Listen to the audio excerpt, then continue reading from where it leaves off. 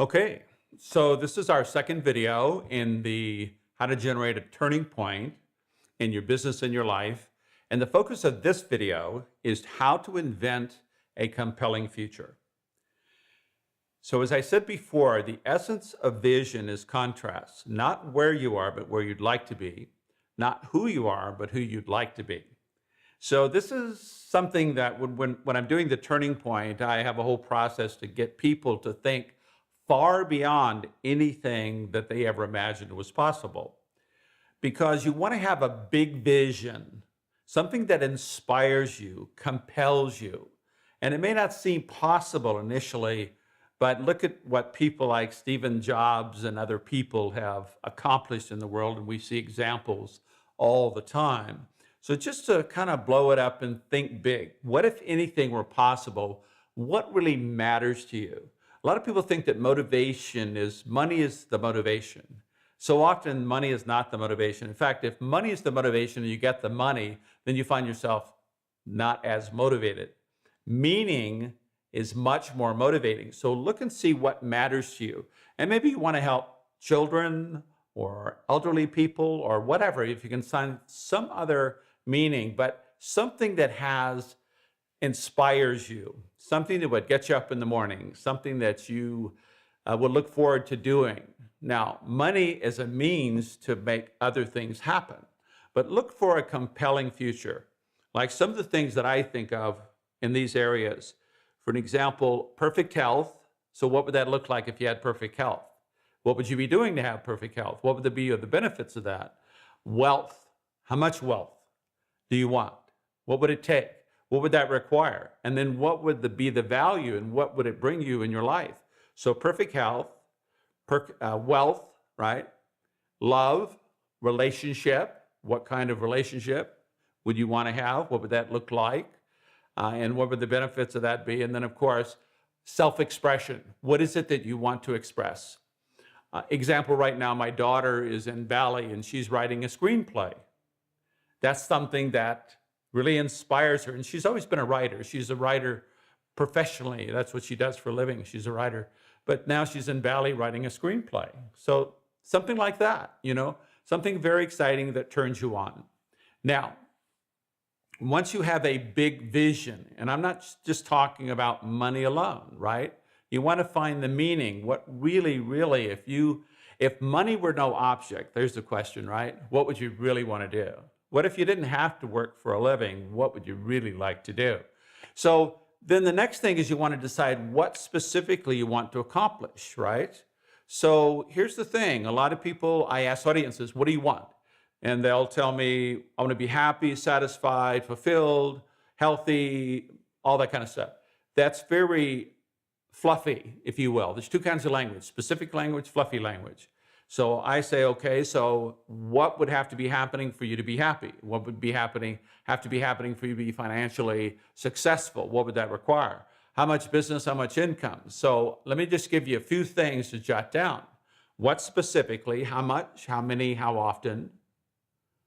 By when specifically, meaning if it's in real estate, how many transactions? I was coaching someone the other day and they said 2 transactions a month. I said, well, if you can do 2, you can do 4, especially once you get some momentum. Then if you can do 4, pretty soon you can do 6. But what specifically, by when specifically, how much specifically, what average transactions as an example, right, do you want to do? Is it 200 or is it 600? What is it? And so how much, how many, how often? The criteria is, and this is the science, this is how your brain works, right? Everyone has a brain, but brains are not user-friendly. So you have to direct your brain, you have to program your brain, and if you do, it'll give you what you want. So the criteria for setting outcomes, and by the way, this is every area of your life, your business, your health, fitness, you name it. If you do it this way, guess what? Your brain will start to give you what you want. You'll start to have the outcome you want. So the criteria is pretty simple. What specifically, meaning how much, how many, how often? So how many transactions do you want? What's the average price point? How often do you want them? So how many, how often? By when? What's the deadline? Because if you don't have a deadline, you got to wish you don't have an outcome. You don't have a goal. It's just a wish. It's a want to. And if you're getting the results you want, obviously that's wonderful. But if you're not, then maybe this is what some of the things that are missing. So how much, how often, how many, and by when, and then who's going to do it? So most people don't like, paperwork and technology and all the rest. So therefore, guess what? You define that, because that sometimes prevents people from getting more business because they don't want to deal with all the rest. That's easy. There's always someone who would love to do all that stuff. Now, never losing sight of your compelling future. What is it that really inspires you? What would make it all worthwhile? So invent a compelling future for yourself. That would be a good thing for you to do now. Just go ahead and jot down, since the ideas are fresh in your mind and you're present to it, jot down some things and then also set some specific outcomes. And I think you'll find yourself moving closer to it. Now, on our next video, I'm going to talk about the science of how to model peak performers or how to model excellence. So the science of modeling is something that Wyatt Woodsmall came up with years ago. I studied with him, and he's the foremost modeler in the world. And so what he did was to found people in any domain of life and basically created a model for what they're able to accomplish, and was able to accomplish the same result or outcome in a fraction of the time that it would normally take. So I'll give you a little hint. There's only 4 differences, or if you will, 3 things that are the differences between the average person and someone who performs at a very, very high level. So stop and think about it for yourself.